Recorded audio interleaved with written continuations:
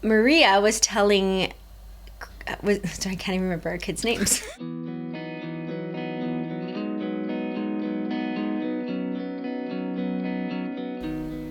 Welcome back, everybody. Today is Wednesday of the third week of Advent. And once again, thank you. I've noticed that many of you are commenting in YouTube and also on Facebook, and really appreciate that. And I want you to know, if you've been blessed by these videos, it's a blessing for Janelle and I to serve this way. Like, I just feel we're so fortunate to be able to do this, and people actually listen. So thank you, because this is our journey as well.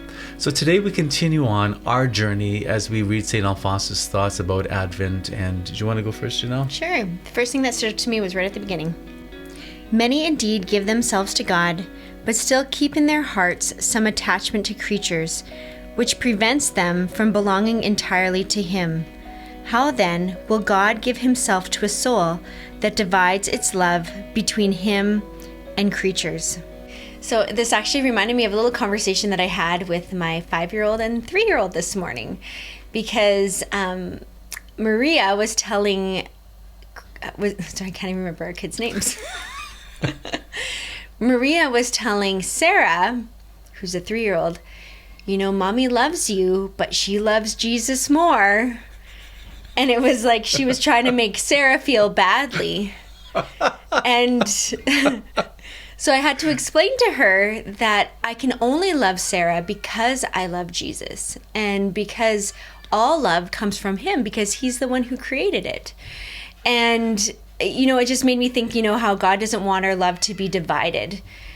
But I think if we always remember that all love comes from Him, He is the source of love, then it will help us to love others. You answered that, you dealt with that situation much better than I would have. But you know what? Really good. I learned that from you.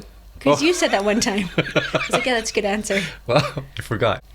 Consider that the Son of God has not hesitated to give Himself all to us.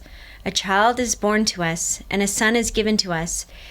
It is then just, says St. Chrysostom, that as God has given Himself to you without reserve, He has given thee all. Nothing has He left for Himself. You should give yourself to God without reserve. Leave all, and you shall find all, says Thomas of Kempis. God reserves nothing from us in hopes that we reserve nothing from Him. And it makes me think about a marriage relationship. When two people get married, they give themselves to each other. Totally, completely, freely. And when they do, they find the other person. They encounter their love.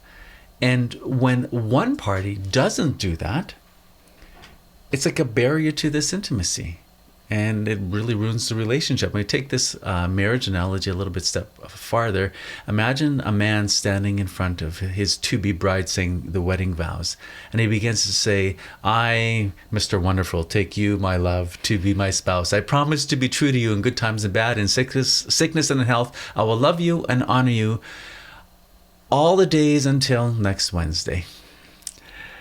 If a man was saying that to his soon-to-be bride, every bride should say, hey, that ain't good enough. And if she responds and says, well, hey, that's just not good enough, well, he says, well, okay, I will love you and honor you for the next 3 months. Would that be good enough for a bride? And of course the answer is no. And what if he goes back and changes his vows once again and says, I will love you and honor you 99% of the time? Is a 99% commitment good? Well, 99% is pretty good on an exam. But when it comes to marriage, it's a real tragedy. And the reason is because when day 100 comes, he's free to love another. It's the 1% that destroys the relationship. In a similar way, this is what happens when we aren't committed to Jesus, our love. When we are sold out, not to Him completely, but to the world, that little part that is reserved not for Jesus, but for the world can corrupt our relationship with Him. See, Jesus hasn't come to us and said, I will love you and honor you until next Wednesday. I will love you and honor you for the next 3 months. I will love you and honor you 99% of the time. Friends, when you look at the cross, does that look like a 99% commitment to you? Or is that I'm all in? See, that's the point of this meditation from St. Alphonsus. God, in his loving kindness, has reserved nothing. He's reserved nothing from you, including his own son.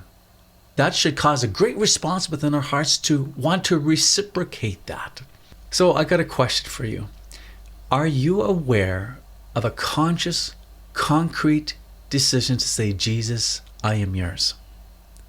I have no doubt that your faith is important to you. I have no doubt that you're praying. You're watching these videos. You're watching Janelle and I consistently. Well, thank you for that. But what's the point of all this? It's so that we say yes to Jesus. And I think sometimes we as Catholics are just sacramentalized, but we're not evangelized. We just kind of go through the form without the interior decision of saying, Jesus, my life is yours. So I got to ask you the question. Are you aware of a decision by faith where you go to God and say, I am yours? And I'm sure you are. Well, here's the next question. When was the last time you made that decision? Because this is a decision, like in marriage, that you have to say yes to over and over and over again. Marriage, when you say those vows, is the first step of saying yes in a lifelong yeses. And this is what Jesus wants from us. So what does it sound like when our hearts have been given over to Jesus? St. Alphonsus has a beautiful prayer.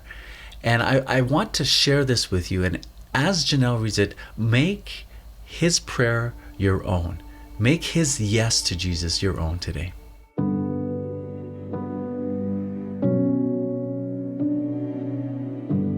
What have I in heaven, and besides thee, what do I desire on earth?